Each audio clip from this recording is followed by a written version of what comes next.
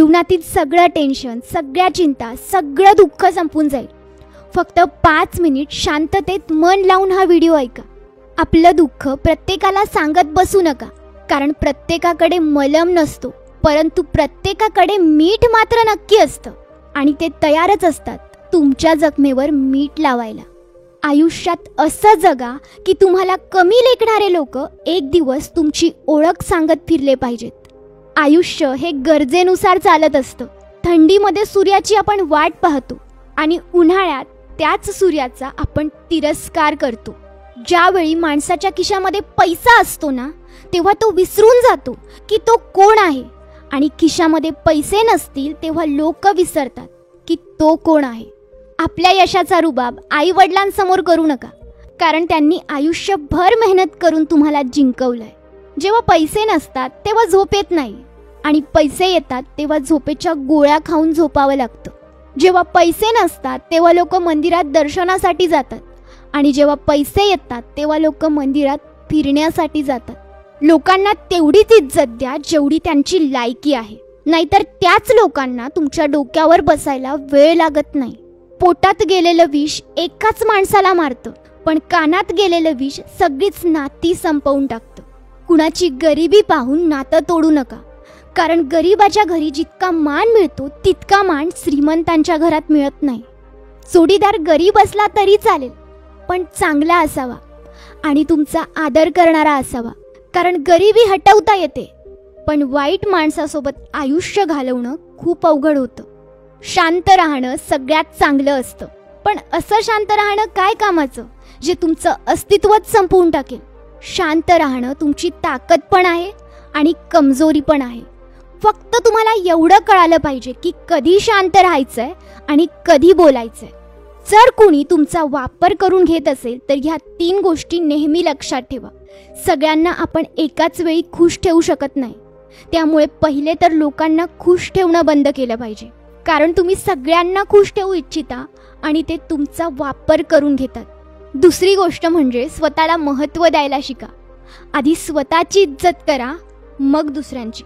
आणि तिसरं म्हणजे प्रत्येक वेळी हो म्हणणं बंद करा. नाही सुद्धा म्हणायला शिका. नाही म्हणता आलं पाहिजे. लक्ष्मीची चोरी होऊ शकते, परंतु सरस्वतीची नाही. म्हणून श्रीमंत होण्याआधी सुशिक्षित बना. पूर्ण 9 महिने लागलेत तुमच्या आईला तुम्हाला जन्म द्यायला, म्हणून कुणाला इतकाही हक्क देऊ नका की एका सेकंदात तो तुमचं मन दुखावे. फोटो काढायला 1 सेकंड लागतो, पण इमेज बनवायला आयुष्य कमी पडतं.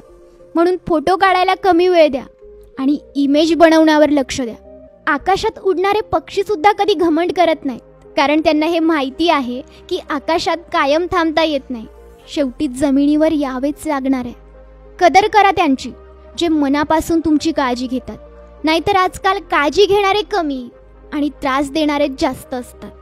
कधीही कोणासमोर तुमच्या वागण्याचे स्पष्टीकरण देऊ नका, कारण ज्यांना तुमच्यावर विश्वास आहे त्यांना सफाई देण्याची गरजच नाही, आणि ज्यांना तुमच्यावर विश्वासच नाही त्यांना कधी तुमचं पटणारच नाही.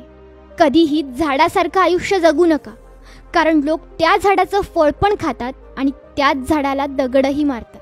काही लोक तोंडावर इतकं खोटं आणि गोड बोलतात की त्यांना असं वाटतं त्यांचं वागणं कुणालाच कळत नाहीये. अशा लोकांपासून सावध राहा, दूर राहा. जर एखादी व्यक्ती तुमच्याबरोबर वाईट वागली असेल तर लगेच नातं तोडण्याची घाई करू नका. थोडा वेळ द्या, विचार करा, नाहीतर नंतर पश्चाताप होईल. आईशिवाय घर अपूर्ण असतं आणि वडिलांशिवाय आयुष्य. नशीबवान आहेत ते सर्वजण ज्यांच्या डोक्यावर आई वडिलांचा हात असतो. कधीही वेळेवर आणि नशिबावर घमंड करू नका, कारण दिवस हे प्रत्येकाचेच बदलत असतात. माणूस कितीही गरीब असला तरी त्याच्याबद्दल कधीही भेदभाव करू नका, कारण त्याचा काळ आणि वेळ कधी बदलेल हे कुणीच सांगू शकत नाही. शिळ्या भाकरीला आणि तुटक्या चपलेला कधीही नाव ठेवू नका, कारण भाकरी आज शिळी आहे पण काल तिने आपलं पोट भरलं होतं, आणि चप्पल आज तुटली असेल पण तिने काल आपल्याला आधार दिला होता. म्हणून आपल्या आयुष्यातील प्रत्येक व्यक्ती ही फार मोलाची आहे आणि तिची किंमत ही वेळ आल्यावरच कळते, हे लक्षात घ्या. माणसाने या 4 गोष्टींची कधीही लाज बाळगू नये. जुने कपडे, जुने मित्र, साधं राहणीमान, आणि सगळ्यात महत्त्वाचं म्हणजे आपले जुन्या विचारांचे आई वडील.